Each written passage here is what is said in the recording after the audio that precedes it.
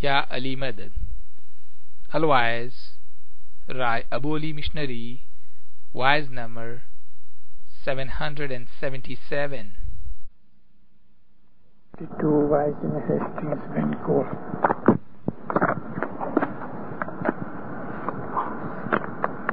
Ya Ali Madad, Dillaro, Maulana Hazrat Imam, صاحب زمان شاہ کریم صلی اللہ علیہ صلوات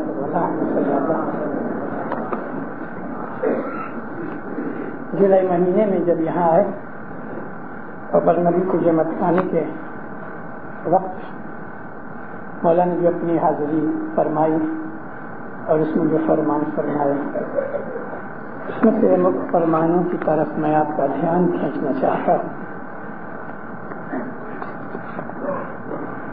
آج یہ یہاں کے پروگرام کی میری آخری بات ہے اور کل انشاءاللہ میں رخصت ہوتا ہوں اور مولا کرے گا تو تھوڑے ٹائم کے اندر پھر میں آپ کی سیوا کرنے کے لیے آؤں گا. امام نے فرمایا یہ فرمان ہمارے لیے کینیڈا کے اندر بہت امپورٹنٹ ہے. مولا کا ہر فرمان امپورٹنٹ ہوتا ہے لیکن بعض چیزیں ایک دوسرے سے زیادہ چڑھتی ہوتی ہیں. My beloved spiritual children, I would like also that during this jubilee year the generosity, the humanity, the spirit of Islam should be part of your everyday life and part of the way in which you build your bridges to other peoples in Canada. It is unfortunate, but it is a fact that in the Western world, very often the perception of Islam is affected by political events within the Muslim world, and those events tend to color the judgments that the Western world makes of Muslims. Let that not be the case for my Jamaat in Canada. Let it be clear that we live in peace. Let it be clear that we are loyal to the country of our residence and citizenship. Let it be clear that we abide by the law. Let it be clear that we wish to have open, warm and friendly relations with every community that lives in this country. These are the principles I would like to see re-established during this jubilee year. جو English سمجھتے ہیں انہوں نے اس چیز کو سمجھ لیا. مومنو, اس کے اندر امام نے ہمیں بہت سی باتیں فرمائی ہیں. ایک تو یہ یاد کرایا ہے کہ یہ جوبلی برس ہے تو اس کے اندر تمہارا دل بڑا ہونا چاہیے اور بڑا دل رکھ کے جہاں جہاں ضرورت پڑے وہاں تمہاری جنراسٹی, تمہاری سخاوت, اس بھاونا کے ساتھ تمہارے اندر نمرتا, یعنی کہ انسان کے لیے ایک دوسرے انسان کے لیے من کے اندر بھاونا اور پریم ہو گئے اور وہ چیز اسلام کی اسپرٹ کے ساتھ ہو گئے. تمہاری زندگی کا, تمہارے جیون کا ہر دن اس اسلام کی بھاونا کے ساتھ نکلے اور یہ چیز تمہارے جیون کا ایک انگ بن جائے اور اس طریقے سے تم اپنے بھوش کا پل بناؤ. Build your bridges. یہ بریجز کون سے؟ To other peoples in Canada.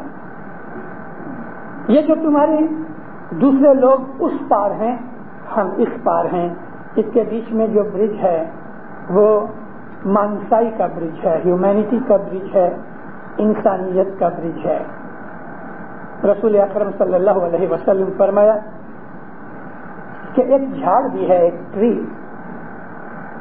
بغیر کوئی کارن سے اس جھاڑ کو مت کاٹو, کارن کہ اس کے اندر بھی جیو ہے. رسول فرماتے ہیں کہ اگر تمہارے دروازے کے اوپر کبھی کوئی کافر بھی آ جائے تو بھی تو اس کو آبکار دو, اگر وہ دکھ میں پڑ گیا ہے تو اس کی بھی مدد کرو. ہم اسماعیلی الحمدللہ سچے مسلمان ہیں، ہمارا دین اسلام ہے۔ میں اپنی باتوں میں بہت دفعہ کہہ چکا ہوں، ہمارا دین اسلام ہے کیونکہ اسلام حضرت امام کے گھر میں سے پیدا ہوا۔ یہ بھاونا ہمارے اندر ہونی چاہیے۔ جو چیز ہم جماعت خانوں کے اندر کرتے ہیں وہ ہمارا مذہب ہے۔ یہ مذہب جو ہے اسلام کے اوپر چلنے کا طریقہ ہے۔ اسلام کے اندر 73 سیکشن ہیں، 73 فرقے ہیں۔ ہر ایک فرقے نے اسلام کو سمجھنے کے لیے اپنا ایک طریقہ بنایا ہے۔ اسلام کے اوپر چلنے کے لیے یہ ہمارا طریقہ ہے جو ہم اپنے جماعت خانوں کے اندر کرتے ہیں۔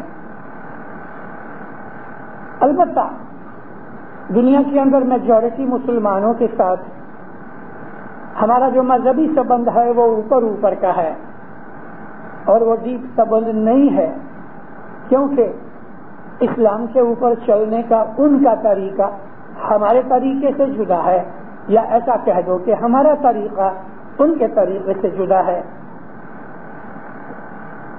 پہلی چیز تو یہ ہے کہ ہم علی نبی کے گادی کے اوپر جو بیٹھا ہوا امام ہے، علی نبی کا جو وارثدار ہے، ہم اس کو مانتے ہیں اور وہ ہمارے اندر ہے۔ دوسرے مسلمانوں کے پاس یہ چیز نہیں، یہ ایک مین سب سے بڑا فرق ہے۔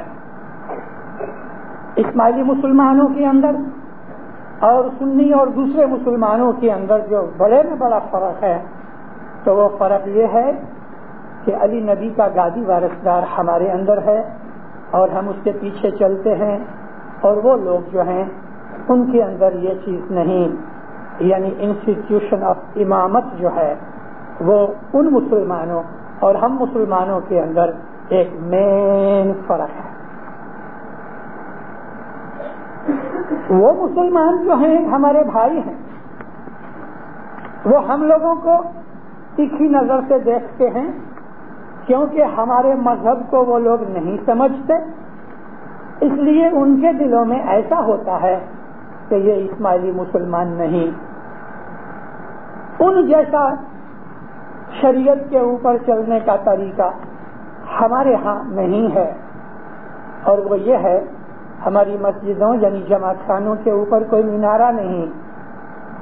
ہم اپنے جماعت خانوں کے اوپر کسی آدمی کو کھڑا کر کے یا لاؤڈ اسپیکر رکھ کے ہم لوگ اذان نہیں دیتے، جو کہ امریکہ، کینیڈا وغیرہ کی اور یورپ کی اور بھی بہت سے ملکوں کے اندر اذان نہیں ہے، اندر ہی اذان دے دیتے ہیں۔ اور اذان دینا جو بانگ ہے وہ اسلام کے پرنسپلز میں سے نہیں ہے، کیونکہ رسول اکرم صلی اللہ علیہ وسلم ان کی 23 برس کی نبوت کے اندر آخری جبھی لگ بھگ 8-9 برس رہے، یعنی لگ بھگ 13-14 برس تک تو نہ مسجدوں کے اوپر چڑھ کے کوئی آدمی پکار کرتا تھا، نہ اذان بانگ دی جاتی تھی۔ یہ تو مدینے کے اندر آ کے محض لوگوں کو بلانے کے لیے بانگ کا ایک سلسلہ جاری کیا گیا، مذہب کے پرنسپل کے اندر بانگ نہیں ہے۔ دوسری چیز یہ ہے کہ ہم لوگ مسلمان یعنی ہم اسماعیلی مسلمان جب سنی مسلمانوں کے ساتھ ملتے ہیں تو ان کی مسجدوں کے جو محراب ہیں، محراب کہتے ہیں مسجد کے اندر جدھر منہ کر کے نماز پڑھی جاتی ہے وہاں ایک آنکھ ہوتی ہے، اس کو عربی زبان میں محراب کہتے ہیں۔ ہمارے جماعت خانوں کے اندر ایسی کوئی محراب نہیں، اور مسلمانوں کے جماعت یہ مسجدوں کے اندر دنیا بھر کے مسلمانوں کی جتنے بھی فرقے ہیں صوفیوں کے سوا وہ لوگ محراب رکھتے ہیں۔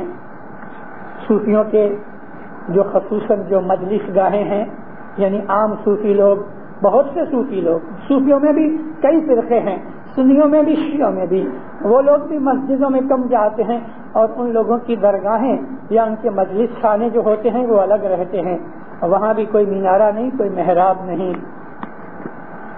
میں آج آپ کو یہ چیزیں اس لیے کہہ رہا ہوں کہ ہمارے بہت سے ینگسٹرز ہیں، ہمارے بہت سے بھائی بہن ہیں، وہ کام کاج کرتے ہیں تو مسلمانوں کے سہواس میں آتے ہیں، جو کہ یہاں وینکوور کے اندر انڈین اور پاکستانی مسلمان بہت کم ہیں، لیکن پھر بھی کبھی بھی کوئی مسلمان جب یہ پوچھتا ہے تو آپ کے دل کے اندر کوئی بھی انفیریورٹی کمپلیکس پیدا نہیں ہونا چاہیے، اور آپ کو اپنے مذہب اور اسلام کی نالج ہونی چاہیے۔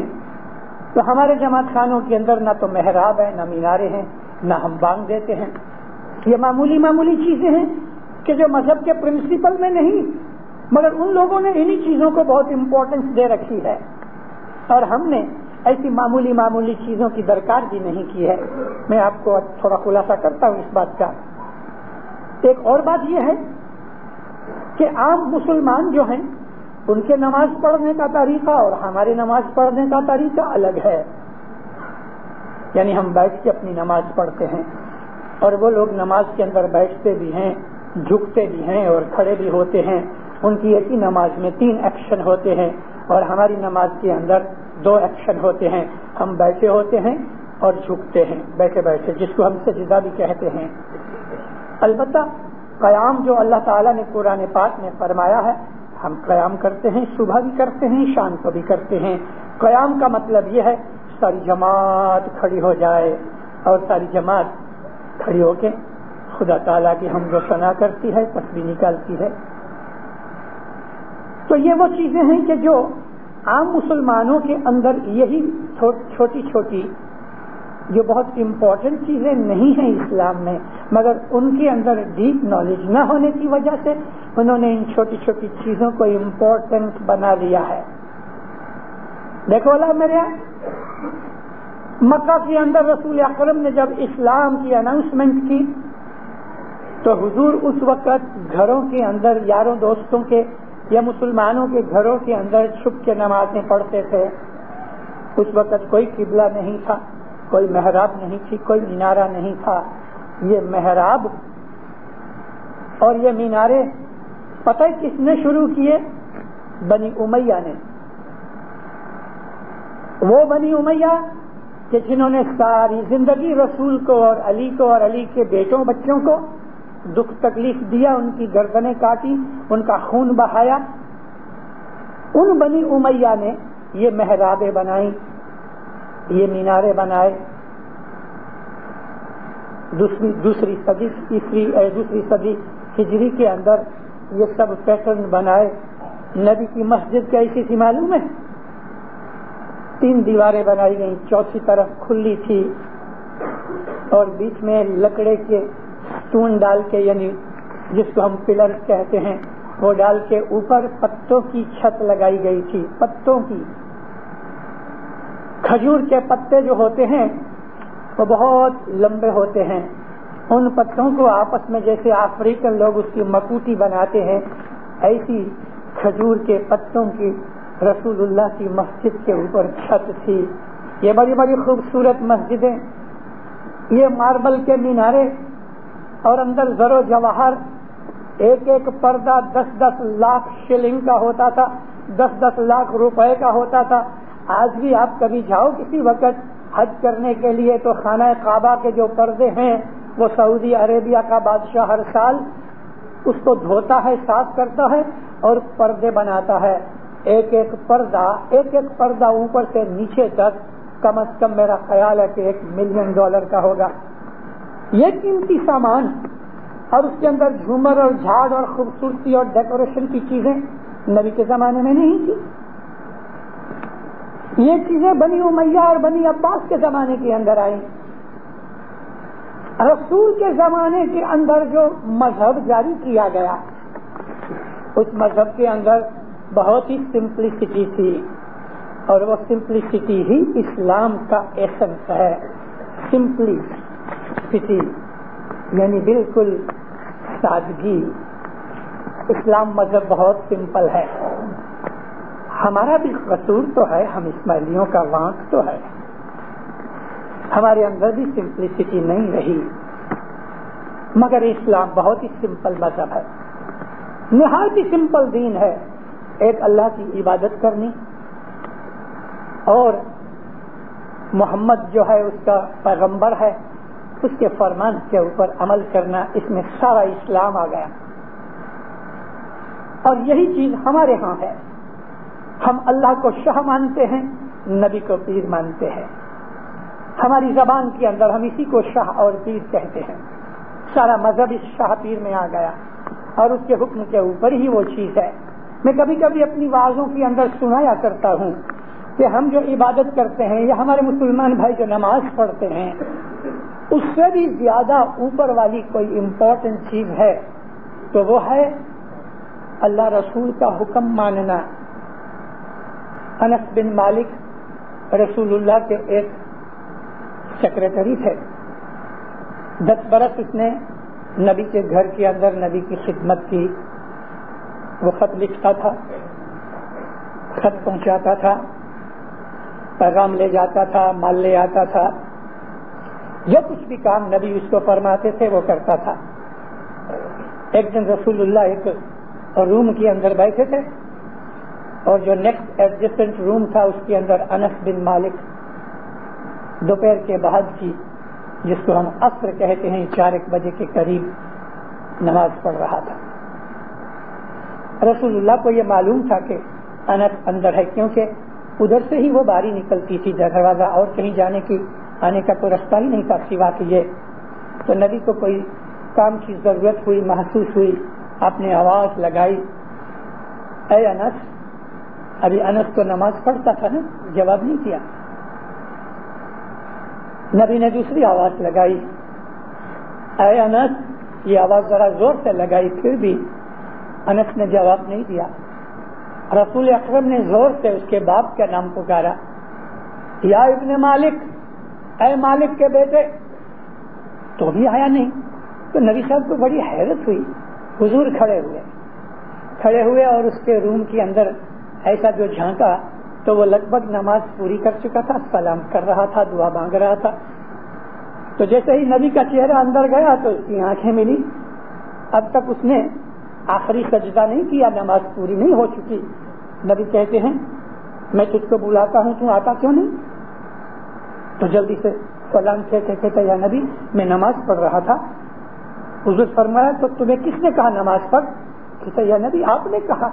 تو فرمایا کہ ابھی میں کہہ رہا ہوں کہ تو نماز پڑھ اور میں بلا رہا ہوں تو کیوں نہیں آتا؟ تو کہتا یا نبی نماز چھوڑ دوں جب آپ بلائیں؟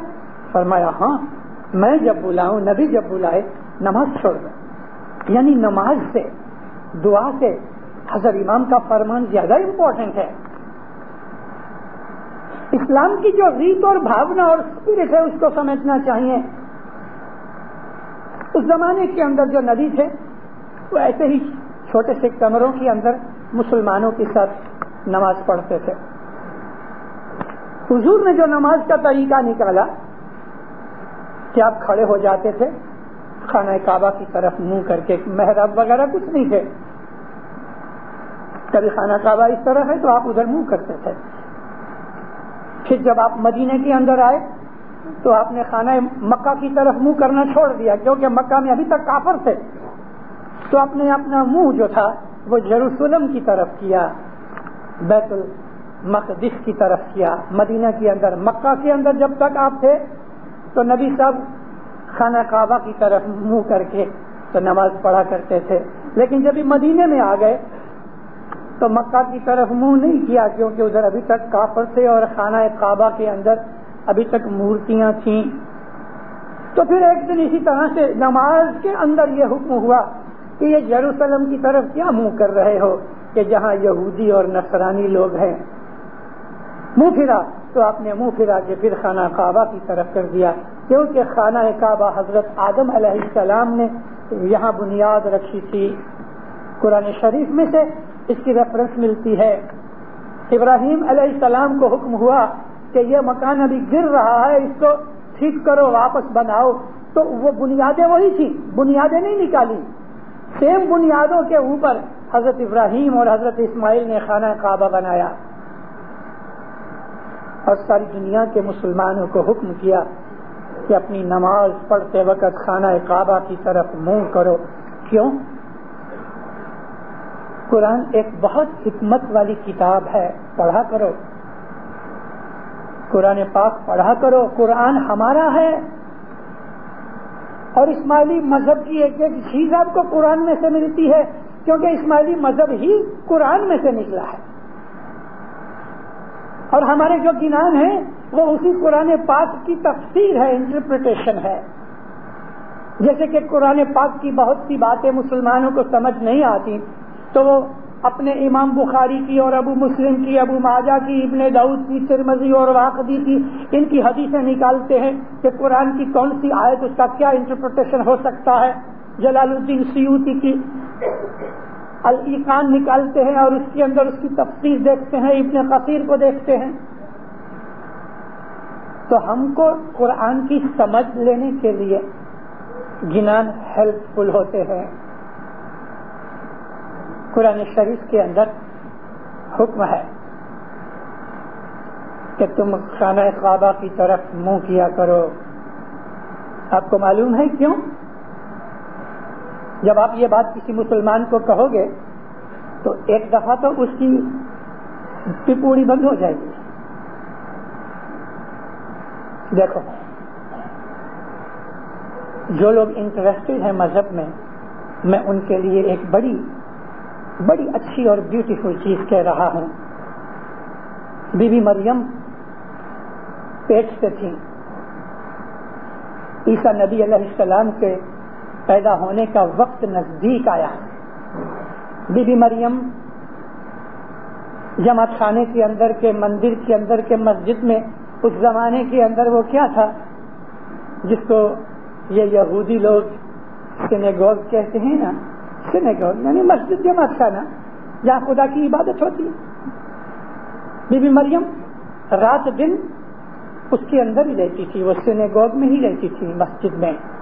لیکن جب ڈلیوری کا وقت نزدیک آیا تو اللہ کا حکم ہوا، اے مریم مسجد میں سے باہر نکل جاؤ، کیونکہ یہ پاک جگہ ہے، یہاں بچے کی پیدائش نہیں ہو سکتی۔ مریم علیہ السلام 9 مہینے اندر ہی رہی، بلکہ ساری زندگی اندر ہی رہی، لیکن اب جو بچہ پیدا ہونے کی جب ضرورت محسوس ہوئی، اللہ کا حکم ہوا کہ تم اس پوتر گھر سے نکل جاؤ۔ جب یہ بچہ پیدا ہوتا ہے تو وہ کوٹھڑی، وہ بیگ کہ جس کے اندر بچہ ہوتا ہے، وہ ایک پلاسٹک کی طرح ایک بیگ ہوتی ہے، اور اس کے آجو باجو میں ایک اور بیگ ہوتی ہے۔ تو 2 بیگز کے درمیان اندر پانی ہوتا ہے، لکوڈ ہوتی ہے۔ وہ پانی شاک ایبزاربر کی طرح ہے کہ ماں کیسا بھی اٹھے بیٹھے ہلے، بچے کو کوئی چوٹ نہیں لگتی، کیونکہ بچے کے ارد گرد پانی کی ایک تھیلی ہے، اور وہ شاک ایبزاربر بھی ہے، اور وہ بچے کو جتنی سوٹیبل گرمی کی ضرورت ہے اس کو گرمی پہنچاتی ہے۔ جب بھی بچہ پیدا ہوتا ہے تو سب سے پہلے یہ بیگ پھوٹتی ہے۔ جب یہ پانی کی بیگ پھوٹ جاتی ہے، اس میں سے ساری لکوڈ باہر نکلتی ہے تاکہ بچے کو نکلنے کے لیے جگہ ملے اور آسانی ملے، اور بچے کو شاید موو کرنے کے لیے جگہ بھی ہو سکے۔ پھر جب یہ بچہ باہر آتا ہے تو ماں کے ووم کی دیواروں کے ساتھ بچے کے جو ڈوٹی ہے، جو نیول ہے، اس میں سے جو امبلیکل کارڈ جاتا ہے وہ ماں کے ووم کی دیواروں کے ساتھ اس طرح چمٹا ہوتا ہے کہ جیسے بہت سی دنیا کے اندر دیواروں کے اوپر پتہ ہے ہم لوگ ویل ڈالتے ہیں، ویلے جس کو انگلش میں کریپرز کہتے ہیں، اس کے چھوٹے چھوٹے موڑیے دیوار کے ساتھ چپکے ہوتے ہیں جہاں سے وہ موئسچر پک اپ کرتے ہیں۔ بچے کے پیدا ہوتے وقت یہ امبلیکل کارڈ کی جو جڑیں اور موڑ ہیں وہ اکھڑتے ہیں، اس سے ماں کے ووم کے اندر سے بلڈ نکلتا ہے۔ کتنے اچھے طریقے سے یہ بات جو میں آپ کو سمجھا رہا ہوں ہمارے پیروں نے سمجھائی ہے۔ اس لیے خون بہتا ہے، پانی بھی بہتا ہے، خون بھی بہتا ہے، اور یہ خون کئی دنوں تک ماں کو جاری رہتا ہے تاکہ ووم سکڑ جائے، شرنک ہو جائے، اور پھر اس کی وہ جو زخم ہیں وہ بھی آہستہ آہستہ بند ہوتے ہیں، اور پھر خون بند ہوتا ہے۔ اس کو 20 دن سے لے کے 50 دن لگتے ہیں۔ ہمارے پیروں نے فرمایا ہے کہ ڈیلیوری کے امیڈیٹ بعد سے 13 دن تک ماں اور بچہ دونوں ناپاکی کی انکلین کنڈیشن کے اندر ہیں. 13ویں دن ماں غسل کرے، بچے کو نہلائے اور اس کو لے کے جماعت خانے میں مکھی کے سامنے رکھے، یعنی مکھی کے پاٹ کے اوپر نہیں. میں نے ایک جگہ دیکھا ہے کہ بچے کی جب بیعت کرانے کے لیے لے آتے ہیں تو اس پاٹ کے اوپر اس کو رکھ دیتے ہیں. ایسا نہیں ہونا چاہیے. یہ پاٹ صرف حضرت امام کی مہمانی کے لیے ہی ہے، اور بچہ ہو سکتا ہے اندر اس نے پاخانہ پیشاب بھی کیا ہوئے، اس کو پاٹ کے اوپر رکھنا برابر نہیں. مفتی صاحب کی سائڈ میں یا اس کے سامنے اس کو لے جاؤ اور مفتی صاحب اس کو چھانٹا دے دے، ماں کو چھانٹا دے دے. اس کو کہتے ہیں ہمارے گنانوں کی بھاشا میں سوتک. سوتک کا مطلب شریرک انکلینلینس، فزیکل انکلینلینس، یہ سوتک ہے. ایک آدمی پاخانے جاتا ہے یا پیشاب کرنے جاتا ہے تو اس کے بعد وہ سوتک ہی ہے. اسلام نے حکم فرمایا ہے کہ پانی سے کلین کرو اپنے آپ کو. اللہ نے اتنے تک ہم کو چھوٹ دی ہے کہ ایسی جگہوں کے اوپر کہ جہاں پانی نہیں مل سکتا تو اللہ نے فرمایا سوکھی مٹی لو، سوکھی ڈرائی سوئل ہونی چاہیے. اور آج سوکھی مٹی کی جگہ ہم ٹوائلٹ پیپر یوز کر سکتے ہیں، لیکن ہم مسلمان ہیں. یہ کرسچن اور جیوز کو چھوڑ دو، یہ کینیڈینز کو اور امریکنز کا خیال مت کرو کہ وہ کیا کرتے ہیں، لیکن ہمارے مذہب کا ہمیں حکم ہے اور یہ چیزیں گنانوں کے اندر موجود ہیں. 100 کریا آپ کبھی پڑھو تو 100 کریا کے اندر اس کے اندر لگنیت کا لفظ ہے. لگنیت کا مطلب پاخانے یا پیشاب کے وقت اپنے شریر کو پاک کرنا. یہ لفظ ہمارے اس 100 کریا کے اندر پیر نے فرمایا ہوا ہے. تو انکلین کنڈیشن ہے. اس کے لیے مریم علیہ السلام کو حکم ہوا، اے مریم بچے کا وقت پیدا ہونے کا نزدیک ہے، تو باہر نکل جا. تبھی بھی مریم جماعت خانہ یا مسجد چھوڑ کے باہر چلی گئی اور باہر حضرت عیسیٰ علیہ السلام کا ظہور ہوا، پیدا ہوئے. 3 دن کے بعد بی بی مریم کو تھوڑی طاقت آئی. کوئی نزدیک نہیں آیا، اب بالکل کسی کو پتہ بھی نہیں لگا. خود بی بی مریم نے اس بچے کی ناڑ کاٹی اور صاف ستھرا کیا، مگر بہت کمزور تھی، عمر بھی ویسے چھوٹی تھی، 14 برس کی عمر تھی جب عیسیٰ مریم کو پیدا ہوئے. خود ہی 3 دن کے بعد تھوڑی طاقت آئی تو کھڑی ہوئی. بھوک لگی تھی بے حساب، کون اس کو گرم گرم سوپ دے، کون اس کو مالش کر کے دے. دیکھو اس زمانے کے اندر کیسی کنڈیشنیں تھیں. آپ پرانی چیزیں پڑھو اور آج کی حالت کا اندازہ کرو، کمپیئر کرو. چلنے کی طاقت بھی نہیں تھی لیکن ہمت کر کے اٹھی اور ایک کھجور کے درخت کے نیچے تک پہنچی تو پاؤں تھک گئے کیونکہ پیٹ میں کچھ تھا نہیں اور کئی دنوں سے کھایا نہیں تھا. اس وقت کہا یا اللہ سخت بھوکی ہوں. تو وہ کھجور کا درخت جھک گیا، نم گیا. قرآن پاک میں لکھا ہے ہم نے کھجور کے درخت کو اتنا نیچے کر دیا کہ مریم ہاتھ ڈال کے پکی پکی کھجوریں لے کے کھاتی رہی. کھجور ایک بہت اعلیٰ میوہ ہے. میں کھجور والوں کا ایجنٹ نہیں کہ اس کی میں آپ کو ایڈورٹائزمنٹ کروں، مگر کھجور کھایا کرو، اچھی چیز ہے. بی بی مریم کو طاقت آئی. چلو یہاں پر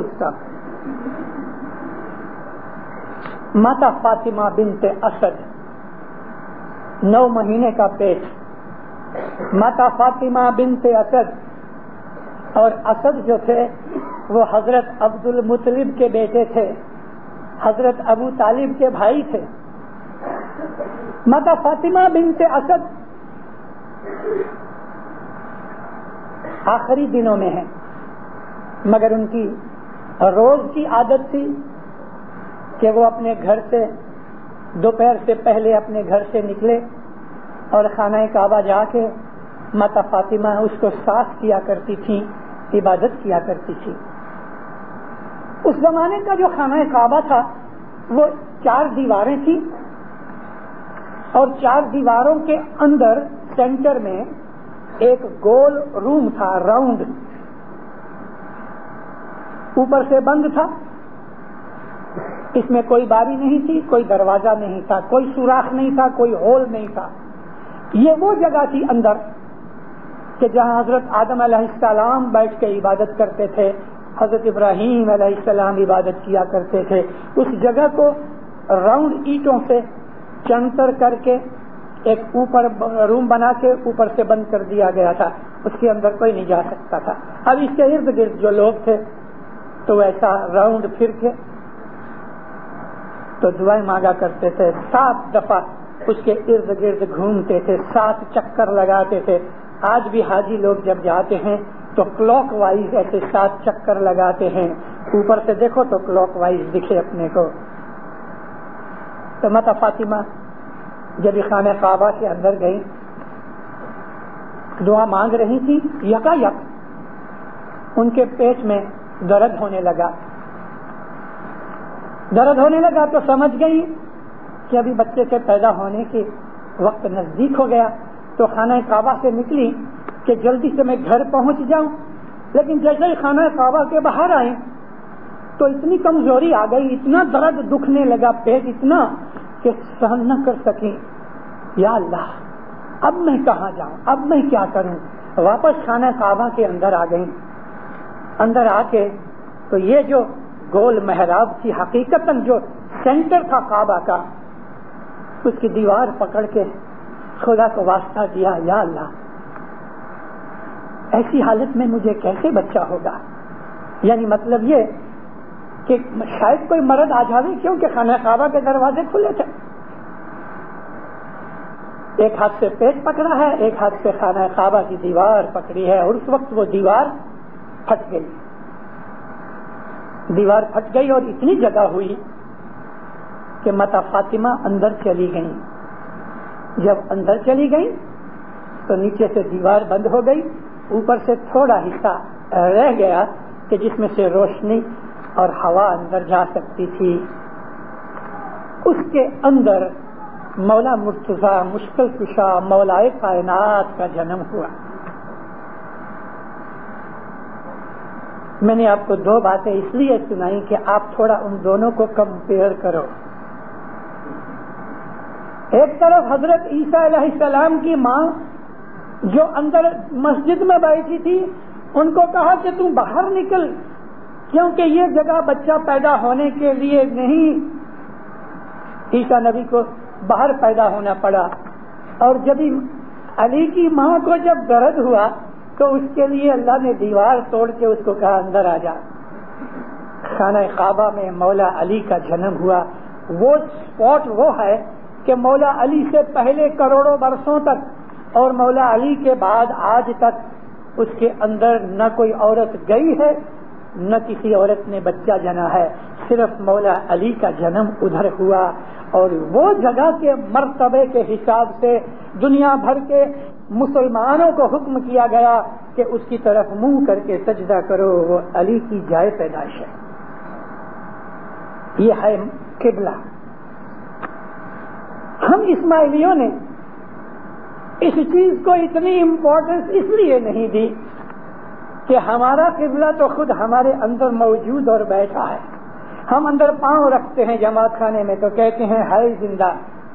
کسی کا منہ ادھر ہے، مکھی کمڑیا کا منہ ادھر ہے، ان کا منہ ادھر ہے، ان کا ادھر ہے، چاروں طرف بیٹھے ہوئے ہیں. کیونکہ قرآن شریف کی ایک آیت بھی ایسی ہے، ارے اللہ تو سب جگہ ہے، تم جدھر بھی منہ کرو گے اللہ کو منظور ہے، اللہ کا چہرہ اس طرف ہے.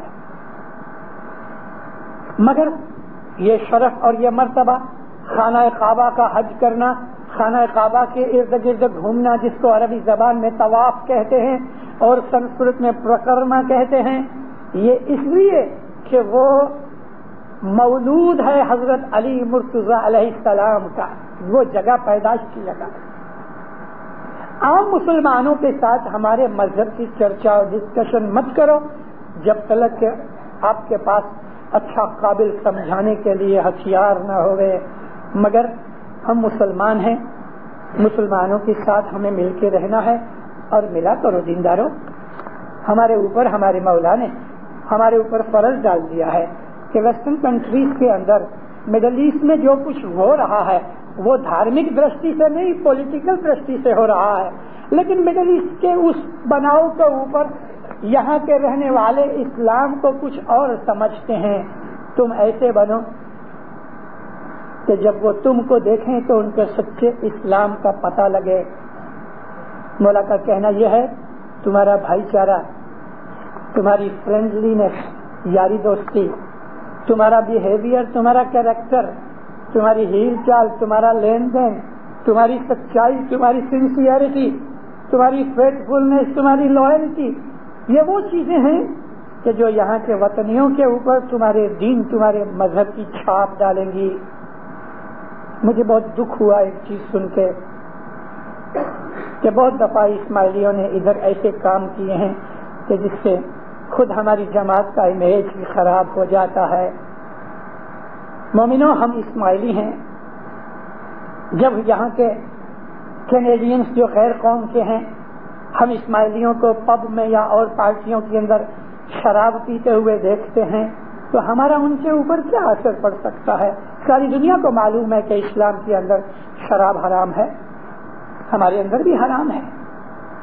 میں نے ایک واعظ میں کہا تھا کہ ایسے بھی اسماعیلی ہیں کینیڈا کے اندر کہ جنہوں نے بیسمنٹ کے اندر چھوٹے چھوٹے بار بنا رکھے ہیں اور 12-14 برس کے بچوں کو وہ بار مین کا کام دیتے ہیں اور گیسٹ کو اور مہمانوں کو وہ لوگ برانڈی، شراب اور نہ جانے کیا کیا بدبلا پلاتے ہیں. یہ ہمارا کام نہیں، یہ چیز ہمارے لیے حرام ہے. یہ چھوٹی چھوٹی چیزیں ہمارے نام کے اوپر دھبا لگانے کے لیے کافی ہیں. بے حساب بڑی بلڈنگ ہوئے، اس کو ایک ماچس میچ باکس کی ایک سٹک کافی ہے برباد کرنے کے لیے. اسی طرح سے ہمارے ایمان کو برباد کرنے کے لیے، ہمارے ایمان کو جلا دینے کے لیے ایک چھوٹی سی چیز بھی کبھی کام آتی. اس وقت ہمیں چھوٹی لگتی ہے مگر آہستہ آہستہ اس کا بھی جو سٹارٹنگ ہوتی ہے، ایک میچ باکس لگا دو تو اسی وقت سب نہیں جل جاتا. آہستہ آہستہ اس کی آگ بڑھتی جاتی پھر ایسے اسٹینڈرڈ پہ آ جاتی ہے کہ پھر قابو نہیں آتی. شراب کا ایک گلاس ہمارے ایمان کی وہ میچ باکس کی طرح کام کر کے جلانا شروع کر دیتا ہے. شراب سے بچو، اپنی اولاد کو بچاؤ. آگے حضرت امام نے فرمایا کہ تم ایسا فیوچر بناؤ اپنی اولاد کے لیے کہ جو تمہارے مذہب کے چھاجتا ہوئے، لائق ہوئے. ہم بڑے ہو کے اگر شراب پیئیں گے تو ہماری اولاد کیا کرے گی؟ لین دین کے اندر بھی ایسے کلین اور صاف بنو، ایسے آنےسٹ بنو. بھلے کچھ نہیں بھی لکھا ہوا ایگریمنٹ، لیکن کبھی وچن دے دیا ہے تو اپنے وچن کے اوپر کھڑے رہو. اور وچن دے کے کبھی آپ کو نقصانی ہوتی ہے تو دینداروں وہ نقصان اٹھا لو. وہ نقصان اٹھا لینا اچھا ہے کیونکہ اس کی چھاپ بہت پڑے گی. لیکن وچن دے کے توڑ ڈالو گے تو دغا بازی ہوگی، فریب ہوگا. اللہ تعالیٰ کی نظر کے اندر گنہگار ہو جاتے ہیں. مولا علی مرتضیٰ مشکل کشا اپنی خلافت کے زمانے کے اندر کبھی کبھی اپنے گورنرز کو بلایا کرتے تھے، اپنے انسپیکٹر بھیجا کرتے تھے انسپیکشن کے لیے. ایک گورنر کو حضور نے بلایا، اس کے ورد میں کچھ شکایت تھی. تو گورنر آیا، ساتھ کھانا کھایا مولا کے. تو دونوں بات کر رہے تھے. رات کا وقت تھا، بتی جل رہی تھی. دو آدمی ملنے کے لیے آئے. غلام کمبر اندر آیا، یا مولا 2 مہمان آئے ہیں، کہتے ہیں ہمیں مولا سے ارجنٹلی ملاقات کرنی ہے. فرمایا پوچھو کہ اسٹیٹ کے کام کے لیے آئے ہو؟ مولا خلیفہ تھے نا. اسٹیٹ کے کام کے لیے آئے ہو کہ انگت میرے پرسنل کام کے لیے؟ واپس آیا کہ سرکار، وہ کہتے ہیں ہم اپنے پرسنل کام کے لیے آئے ہیں. مولا نے فرمایا اچھا آنے دو. جب وہ اندر آئے تو جو لیمپ جل رہا تھا، مولا نے ایک دوسرا لیمپ جلایا اور یہ جو جل رہا تھا لیمپ اس کو بجھا دیا. ان دونوں کے ساتھ جو بات کرنی تھی، جو صلاح دینی تھی، وہ بات بھی تھی، صلاح بھی دی. تھوڑی دیر کے بعد وہ لوگ اٹھ کے چلے گئے.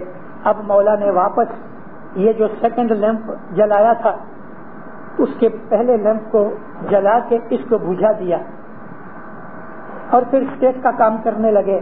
وہ جو گورنر تھا کہتے یا مولا یہ آپ نے لیمپ کیوں بدلائے؟ فرمایا تو نے سنا نہیں؟ میں نے پوچھا کہ میرے پرسنل کام کے لیے آئے ہو کہ اسٹیٹ کے کام کے لیے؟ تو انہوں نے کہا پرسنل کام کے لیے.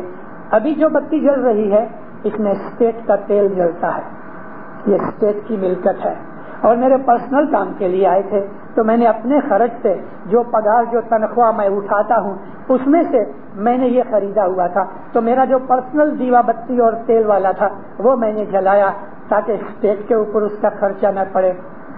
ممکن ہے کہ 1 سینٹ جتنا بھی تیل نہ جلے، لیکن دیکھا مولا مشکل کشا کا کتنا امپریسو ایک ایسا ایکٹ ہو گیا۔ وہ تو پاک پاکیزہ ذات ہے، سبحان ہے، اس کے اوپر کوئی عیب نہیں، وہ امیکیولیٹ ہے،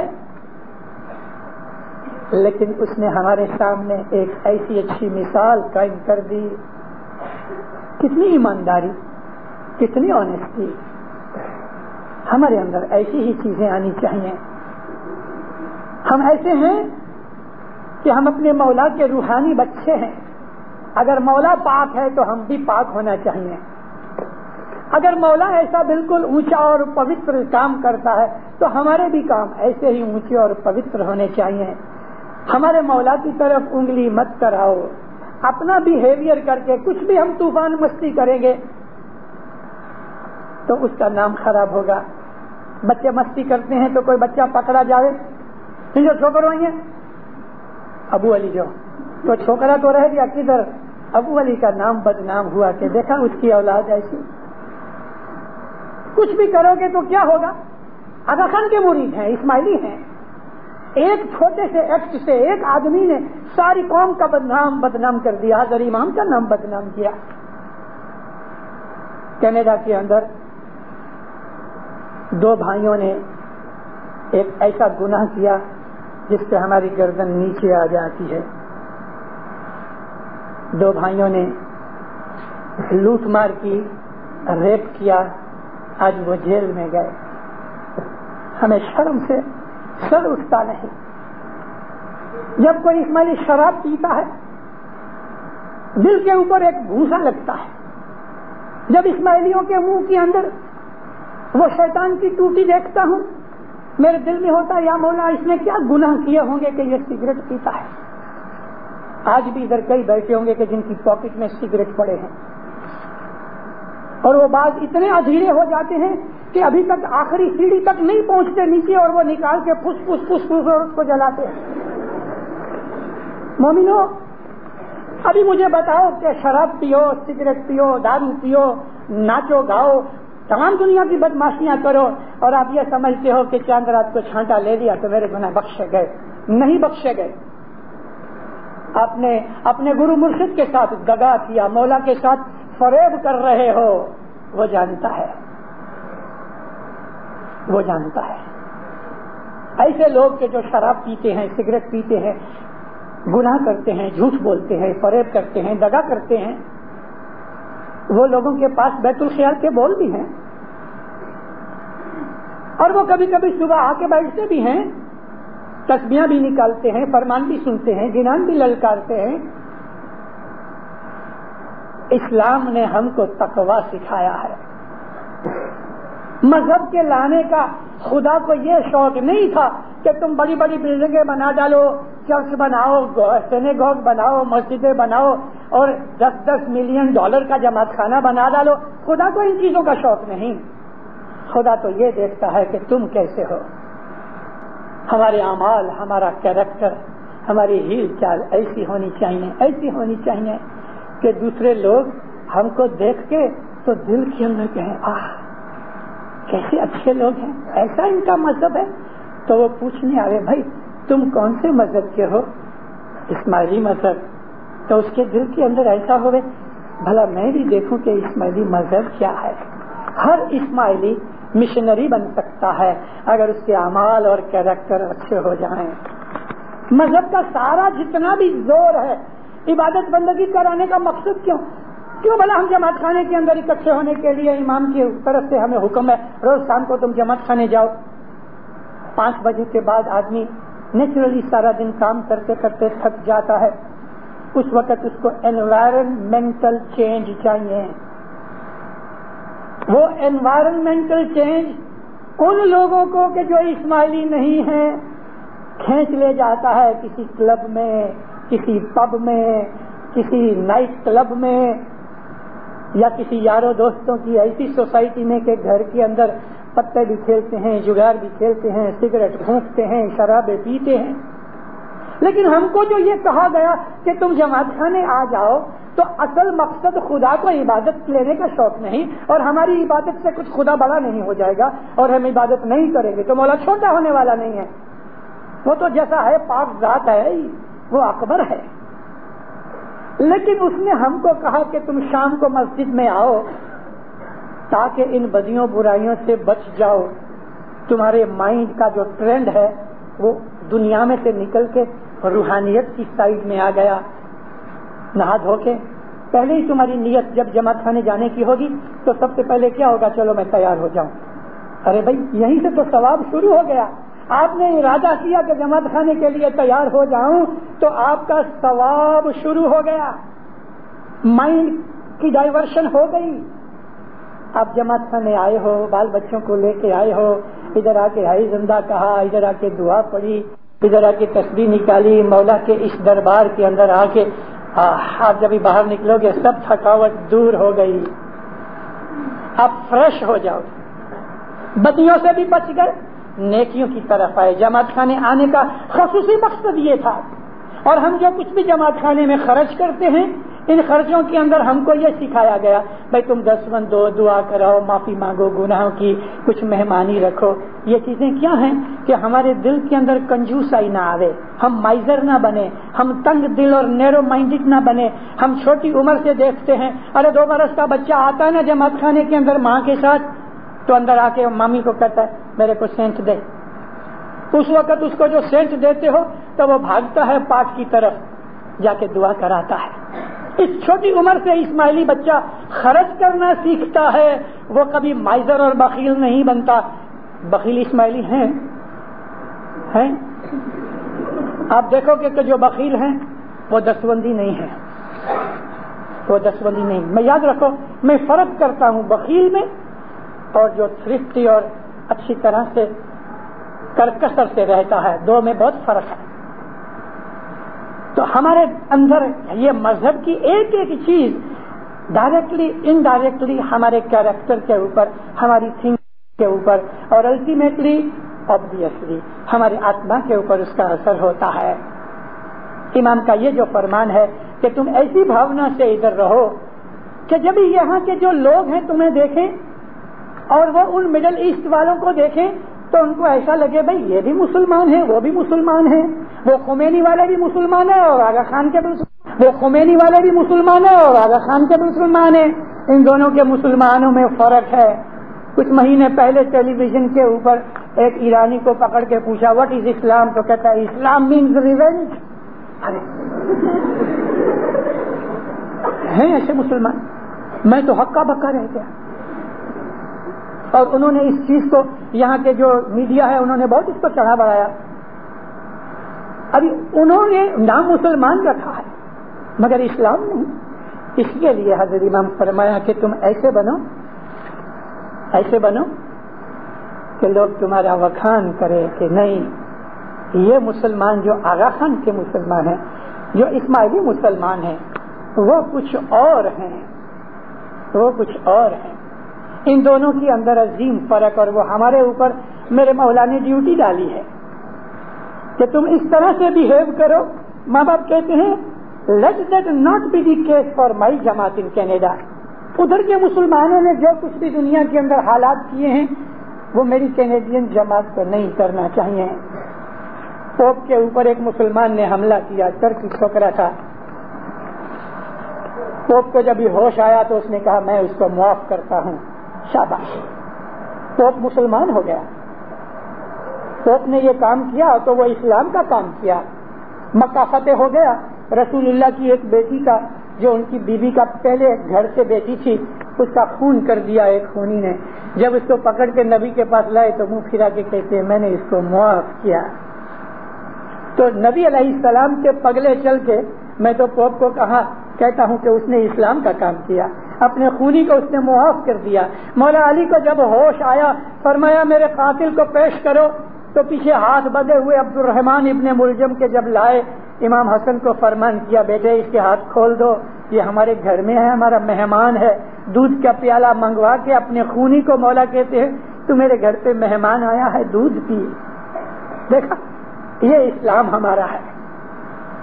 اور وہ خمینی آیا ادھر تو اس نے آتے ہی ہزاروں آدمیوں کو محض ایک چھوٹی سی وجہ سے اسلام نہیں چھوڑا. انہوں نے شاہ کے دوست تھے اس کے لیے مروا ڈال اور کوئی حال سننے کے لیے تیار نہیں. اس وقت بہت سخت دنیا کے اندر مینٹلی جھگڑا پیدا ہوا ہے اسلام کے اندر. ہم ان سے جدا ہیں اور اپنے آپ کو جدا رکھو کیونکہ امام کہتا ہے میری جماعت کے اندر وہ چیزیں نہیں ہونی چاہیے کہ جو دوسری جگہ ہو رہی ہیں.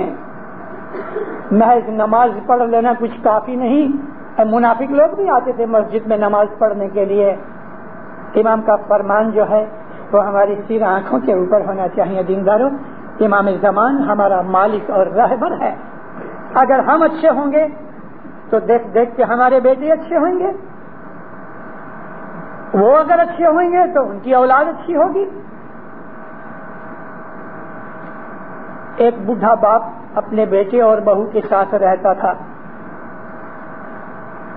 باپ بیمار رہتا تھا, کھانستا تھا, بلغم نکلتی تھی, اٹھانا پڑتا تھا. تو بیٹا بھی بگڑا ہوا تھا اور بیٹا بگڑ گیا بہو کے کارن سے. وہ ٹک ٹک کرتی رہتی تھی روز. ان کا ایک چھوٹا بیٹا تھا. جب یہ ابا باہر چلے جاوے تو وہ جو اس کی لڑکے کی جو ماں تھی وہ دادا کو ہمیشہ برا بھلا کہتی رہے. بچہ سنتا رہے. 4-5 سال کا بچہ تھا, سب دیکھتا تھا. مات پتا کا سلوک اپنے باپ کے ساتھ ان کے ساتھ کیا تھا. سردی کا موسم آیا تو اس نے کہا بیٹا بہت ٹھنڈی لگتی ہے, یہ پرانا بلینکٹ کام پورا نہیں ہوتا. تو بہت دنوں کی محنت کے بعد ٹک ٹک کرتے کرتے آخر وہ ایک بلینکٹ لے کے آیا اور اپنے بڈھے باپ کو کہا یا ابا یہ بلینکٹ. تو خوش ہوا بیچارہ. ابھی وہ بلینکٹ پڑا تھا, باپ کام کے اوپر گیا, ماں کچھ سودا لینے باہر گئی. بچے نے بلینکٹ اٹھایا, اوپر لے گیا, کتر لے کے سیزرز لے کے بلینکٹ کے 2 ٹکڑے کر دیے. ایک ٹکڑا جا کے دادا کو دیا اور ایک کباٹ میں رکھ دیا. وہ دادا نے بڑا شور مچایا. جب بھی اس کی ماں آئی اور باپ آئے تو اس نے کہا دیکھ تیرے بیٹے نے یہ کیا. کاہے کو ایسا کیا؟ کہتے ابا جب تم بڈھے ہوگے نا تو وہ دوسرا بلینکٹ تیرے لیے دوں گا, اس کے لیے رکھا ہے.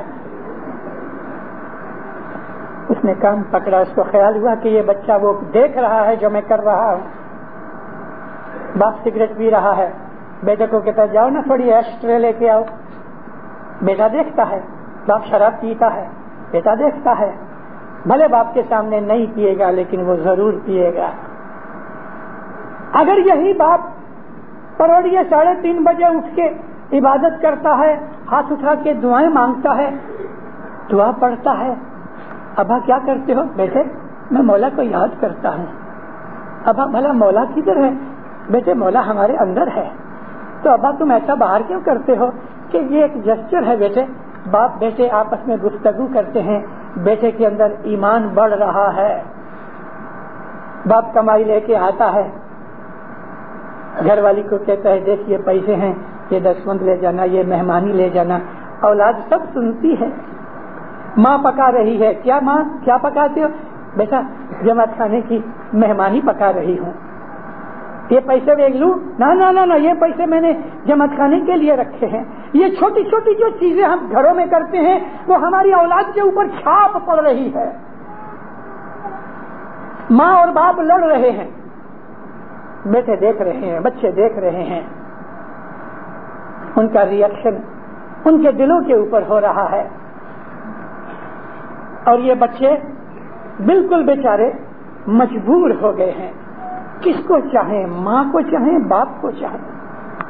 چھوٹے تھے تو وہ دونوں کو عزت کی نظر سے دیکھتے تھے, لیکن باپ کے غصے کی وجہ سے یا ماں کی جیب کی وجہ سے دونوں کے اندر جو جھگڑے ہوتے ہیں تو وہ جھگڑے پھر بچوں کو کمپلیکس میں ڈال دیتے ہیں, کنفیوژن میں ڈال دیتے ہیں.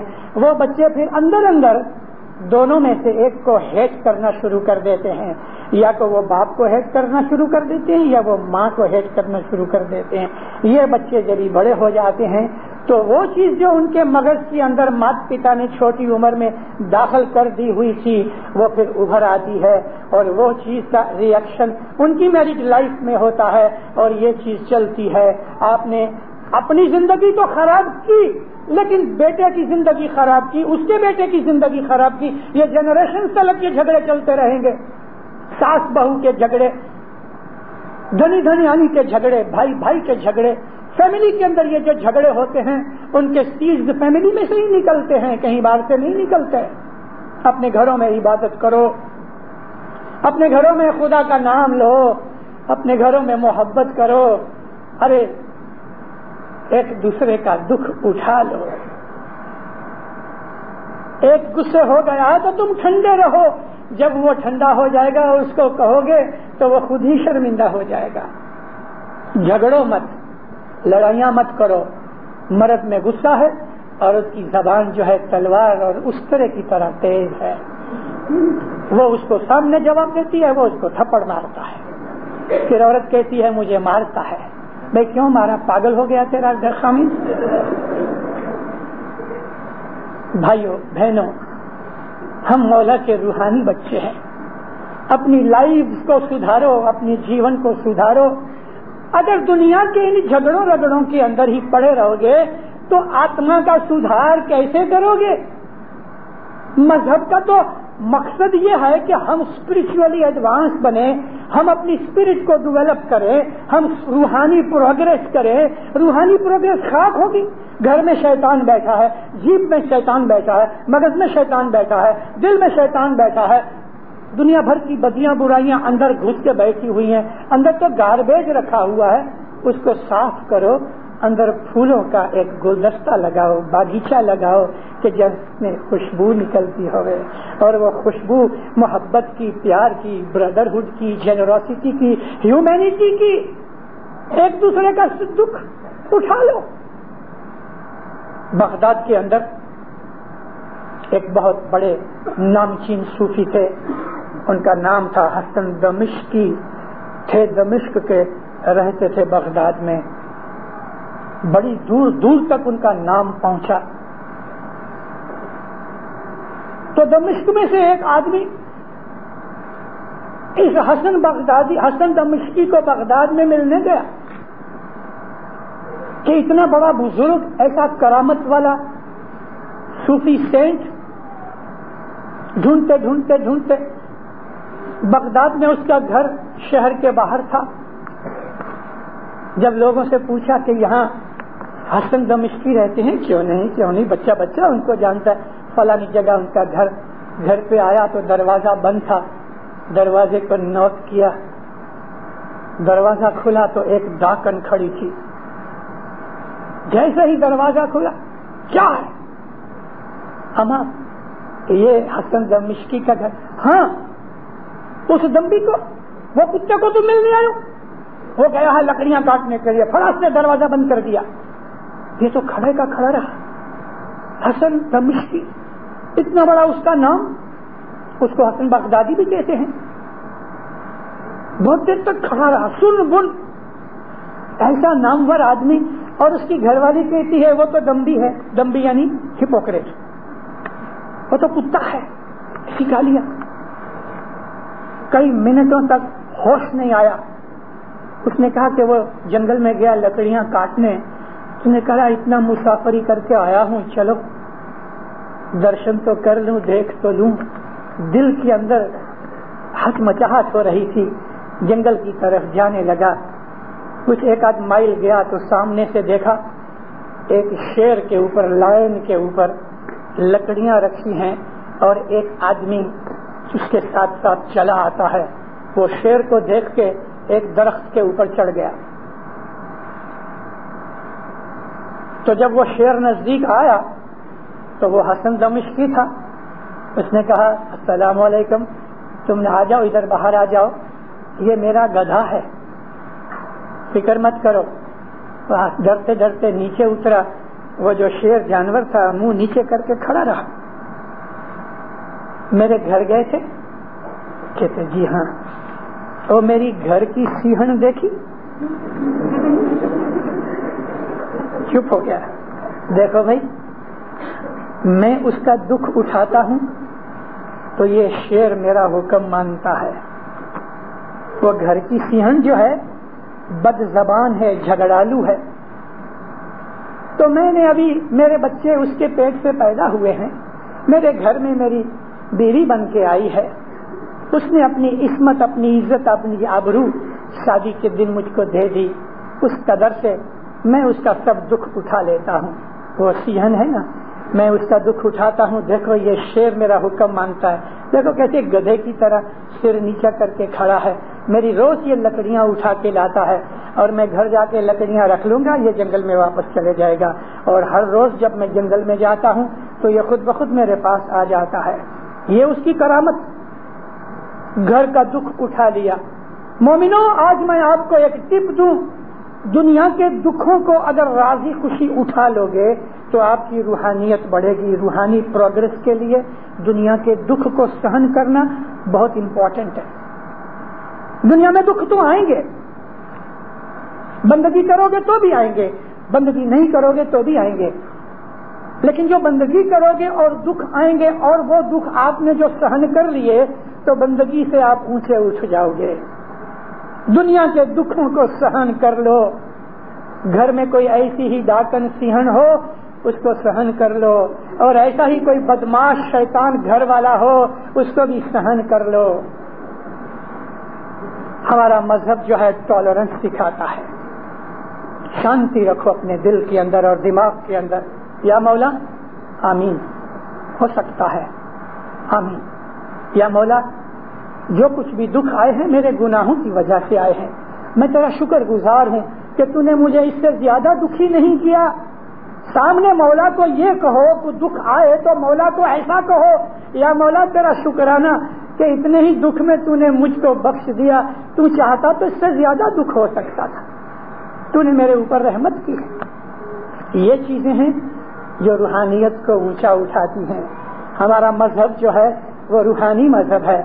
البتہ ہم شریعت کی بہت سی چیزوں کو مانتے ہیں، لیکن ہمارا مذہب شریعت سے اونچا ہے۔ ہم عابد بننا چاہتے ہیں، صبح کی عبادت بہت کرو، اپنی اولاد کے لیے دعائیں مانگو، اپنی اولاد کو عبادت سکھاؤ، ہر روز جماعت خانے آؤ۔ بہت سی چیزیں ایسی ہیں کہ جو ہمیں جماعت خانے میں یا لوگوں کی ناپسند آتی ہیں۔ میں نے ایک جگہ کہہ دیا، میں نے کہا کہ کبھی ایک آدمی کو مکھی سے دشمنی ہے اور وہ اس نے جماعت خانہ چھوڑ دیا، تو ایسے آدمی کو چلو ہم اس کو کہیں گے